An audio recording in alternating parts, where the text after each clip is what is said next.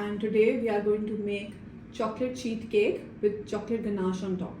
So let's move towards the video. अच्छा, सबसे पहले we have to preheat our oven.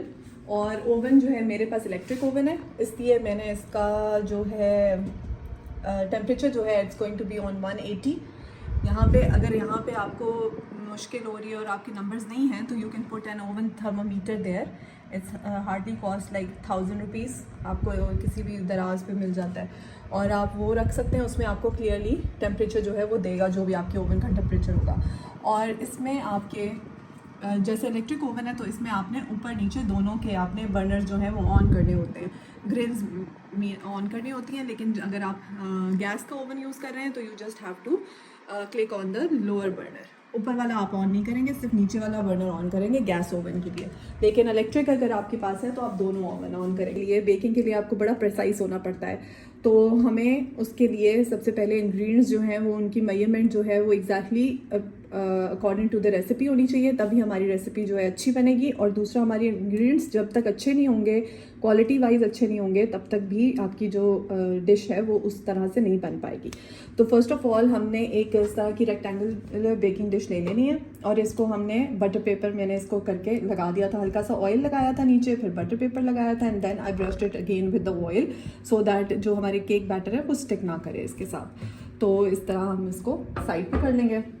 सो मैंने सारे मेजरमेंट करके ऑलरेडी मैंने इंग्रेडिएंट्स मेजर करके रख दिए हैं. तो उस तरह से अब हम चलते हैं. सबसे मेजरमेंट करने के लिए मैंने ये स्केल यूज़ किया है. अगर आपके पास नहीं है तो आप कप्स भी यूज़ कर सकते हैं, बट ज़्यादा जो है बेकिंग में स्केल बहुत ज़्यादा यूज़ होता है, तो आप ये ले लें, ये ज़्यादा बेहतर है. And it hardly cost anything, मतलब लॉन्ग टर्म आपकी इन्वेस्टमेंट है. तो we'll need a bowl like this bowl. वैसे हम स्टैंड मिक्सर भी यूज़ करते हैं, केक मशीन भी यूज़ करते हैं, आप हैंड बीटर भी यूज़ कर सकते हैं. बट क्योंकि ये इजी टू मेक केक है और इसमें सिर्फ वेट इंग्रेडिएंट्स और ड्राई इंग्रेडिएंट्स को आपने अलग-अलग मिक्स करना है, तो दैट्स इट. तो हमें इसलिए मैं बाउल में कर रही हूँ. तो we need this type of a bowl. उसमें मैंने ऑलरेडी मेजर करके इंग्रेडिएंट्स रखे हुए हैं. अगर आपके पास नहीं है तो आप डायरेक्ट भी इस तरह कर सकते हैं कि मेजर करके. जैसे ये वेट मशीन है, इसके ऊपर आपने इसको पहले ऑन कर लेना है. इसके ऊपर हम कोई भी जो भी बाउल आप रखना चाहें जिसमें आपने मेजरमेंट करनी है तो आप उसको रखेंगे, उसका आपके पास वेट आ जाएगा. And it also has mode in it. जैसे इसमें यूनिट पे अगर आप जाएंगे तो ये आउंसेस में भी देगा और ग्राम्स में देगा. तो हमें ग्राम्स में चाहिए चीज़ें, तो इसलिए मैं ग्राम्स के यूनिट जो है वो यूज़ करूँगी. हमारे पास वेट आ गया. अब हमने इसके वेट को कैंसिल आउट करना है, तो हम टेयर को दबा देंगे.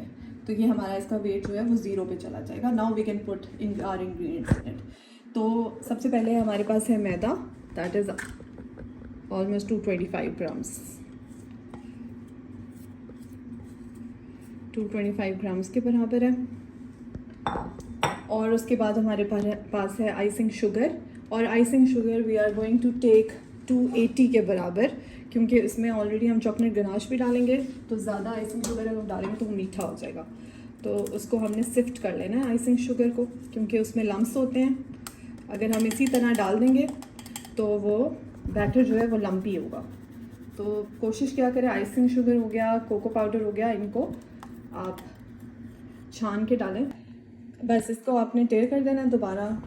इसके बाद हम इसमें डालेंगे, ऐड करेंगे बेकिंग पाउडर. बेकिंग पाउडर जाएगा 1 टीस्पून. हम ये चाय की चम्मच भी यूज़ कर सकते हैं.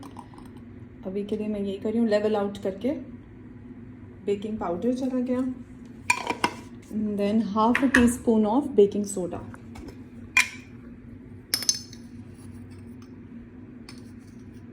Half a teaspoon of baking soda.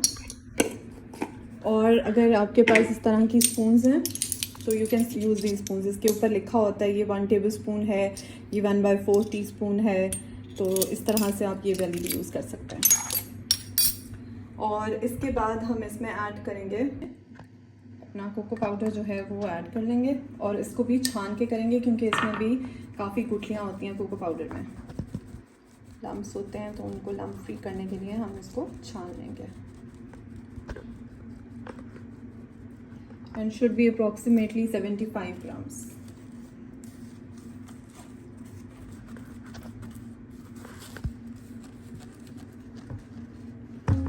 ये हो गए हमारे ड्राई इंग्रेडिएंट्स और इसमें हमने सबसे पहले डाला था मैदा जो कि था 225 grams. Then we added icing sugar which was 270 to 80 grams and baking soda, 1 teaspoon of baking soda and half a teaspoon 1 teaspoon of baking powder and a half teaspoon of baking soda. Then we'll add a little bit pinch of salt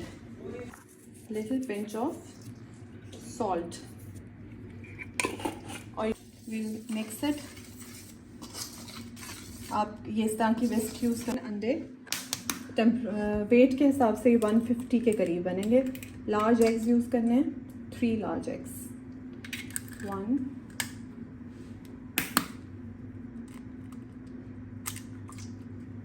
2 and 3.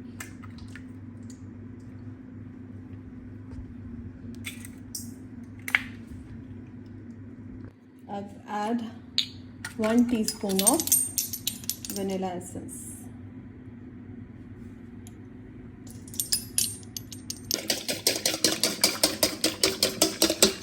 अब हम add करेंगे इसमें butter milk. ये है 420 grams butter milk. इसको simple मैंने क्या किया था कि आप कोई भी मिल्क पैक ले लें या आपके पास दूध है कोई भी, वो आप ले लें 380 ग्राम्स के बराबर और उसमें 3 to 4 टेबलस्पून आपने वाइट विनेगर ऐड कर देना, तो ये आपका बटर मिल्क बन जाएगा. और इसको आपने रूम टेम्परेचर पे डालना है. Everything should be at the room temperature. Fridge से निकली हुई कोई चीज़ नहीं होनी चाहिए. पुट इट ऑल इन और then we are going to add our oil. This is 120 grams of oil. ये ऑयल केक है. अक्सर बटर भी आप यूज़ करते हैं. बटर केक जो होते हैं उनका ये इशू होता है कि वो हार्ड हो जाते हैं, लेकिन इस तरह के जो ऑयल केक होते हैं वो आप 1 वीक तक भी फ्रिज में रखेंगे तो वो they are going to remain soft. तो मिक्स कर लें अच्छी तरह. अब ये मिक्स हो गया. ज़्यादा ओवर मिक्सिंग नहीं करनी, you just have to mix all the ingredients. और अब हम इसमें ड्राई इंग्रेडिएंट्स ले लेंगे. Make a well in the centre. सारे इंग्रेडिएंट्स का दरमियान में एक जगह बना लें and just pour all of it inside. इस तरह का स्पैचुला यूज़ करके सारी चीज़ें जो हैं और उसके अंदर जो है डाल दें.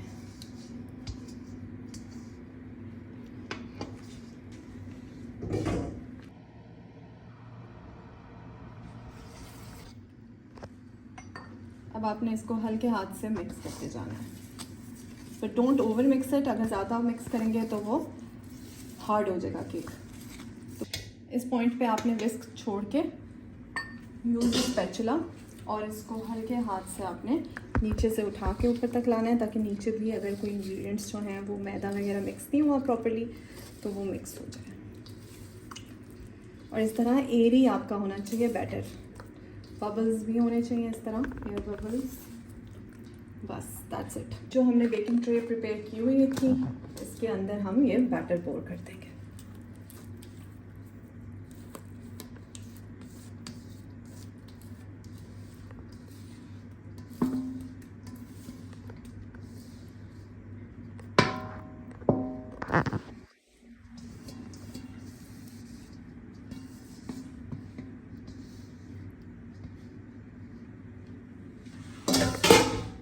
Now you're going to put this in the oven for 35 to 40 minutes. Her oven जो है वो डिफरेंट होता है. अगर आप गैस ओवन में बना रहे हैं तो उसके लिए डिफरेंट टाइमिंग्स होंगी. तकरीबन अप्रॉक्सीमेटली इतनी होंगी 30 to 35 मिनट, 35 to 40. तो आप 35 मिनट पॉइंट पे जाके 32 मिनट पॉइंट पे आप अपना केक चेक कर सकते हैं. And how you going to know कि आपका जो केक है एक तो राइज होगा अच्छा और दूसरा उसकी साइड जो है वो छोड़ना शुरू कर देगा. और आप कोई टूथपिक उसके अंदर डालेंगे, कोई नाइफ उसके अंदर डालेंगे तो वो it will come out clean. तो दैट मीन्स कि इट्स रेडी. अब we are going to put this in the oven, the lower rung. Temperature देख लें इस पर, अप्रॉक्सीमेटली 180.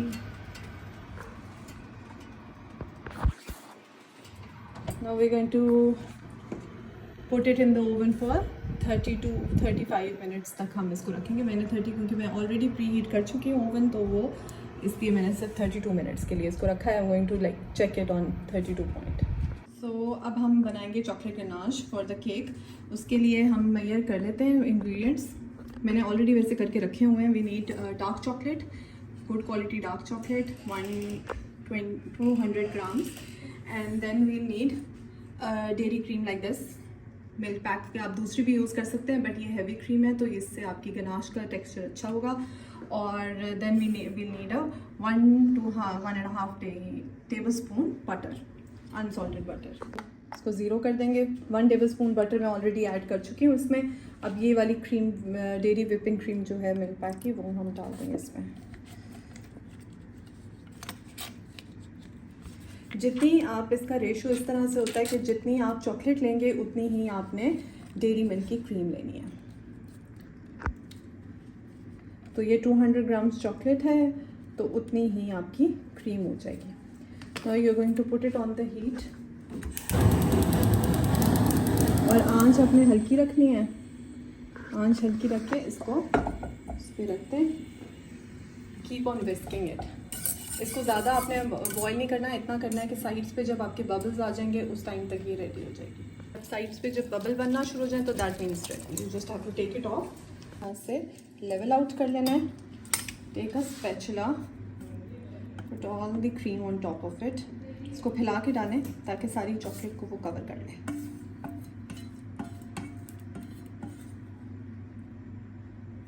इस तरह से। Minute has passed. So now आपने क्या करना है कि इसको सेंटर में रखना है विस्को, और टाइट सर्कल्स की मदद से आपने इसके मिक्सिंग करनी है।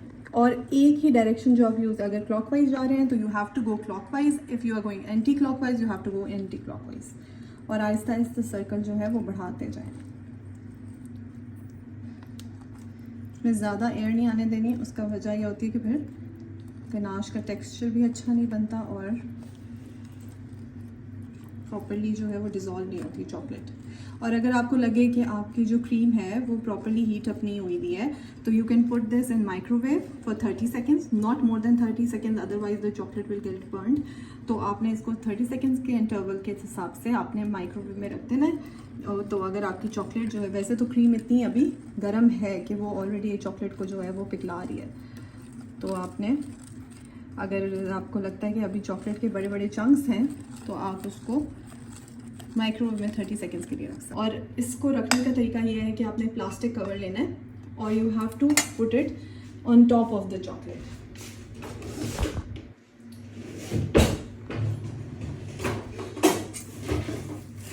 आपने प्लास्टिक कवर लिया और आपने चॉकलेट को बिल्कुल इस तरह से कवर करना है, अदरवाइज़ अगर इस तरह नहीं करेंगे तो उसमें एक फिल्म सी बन जाती है और वो थिक हो जाता है। ये आप टोटली इस तरह से इसकी सरफेस एरिया के साथ कवर कर देंगे ताकि चॉकलेट के ऊपर एक वो जो फिल्म सी आ जाती है वो ना आए, लेयर बन जाती है वो ना बने। इस तरह से चॉकलेट फ्रेश रहती है। And just leave it on in room temperature. अब जैसे मेरा तो केक बन रहा है तो मैं इसको करूँगी, आप पहले भी बना के रख सकते हैं। You can put it in a bottle, तो ये स्प्रेडेबल कंसिस्टेंसी जो है वो बन जाती है। तो 4 minutes आर लेफ्ट, तो उससे पहले ही हम केक चेक कर लेते हैं। ये इस तरह के क्रैक्स आएंगे तो ये देख लें, ये it has come out clean. तो एट दिस पॉइंट हम निकाल लेंगे। तो 30 मिनट पॉइंट पे आपने अपना केक जो है वो चेक कर लेना है। एंड अब अगर आपके पास इस तरह का स्पैचुला है या कोई भी नाइफ है तो आपने इसको पहले तो ठंडा होने देना है। जब ठंडा हो जाएगा तो वो खुद ही से अपनी साइड जो है वो छोड़ देगा। ये देख रहे हैं, साइड जो है उसने अपनी छोड़नी शुरू कर दी है।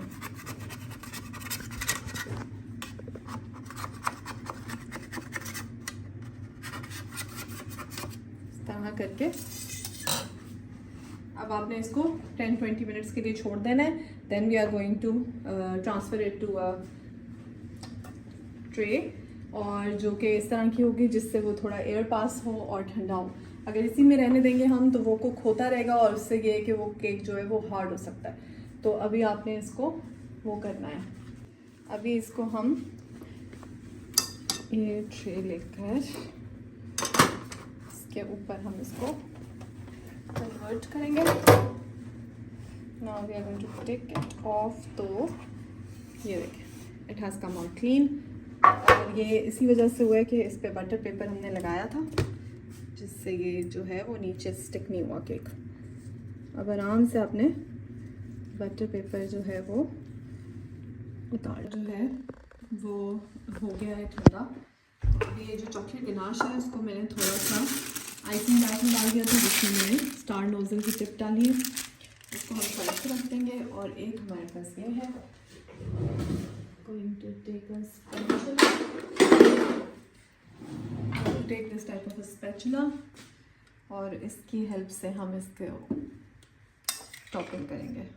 ये अभी देख लें चॉकलेट गनाश, ये मैंने घंटा हुआ है, हाफ एन आवर होगा मोस्ट एट द मोस्ट, और इसके बाद इस तरह का टेक्सचर हो गया है। इस तरह से आपने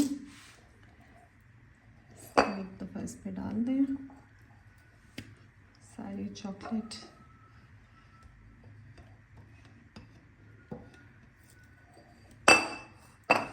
Now take your spatula and start spreading it all the 4 sides। इस तरह से ये देख लें, इस तरह से हल्का सा हमने डिज़ाइन बना लिया। अभी जो हमने आइसिंग बैग में चॉकलेट गनाश डाली थी, इस पर हम इसकी साइड्स जो है वो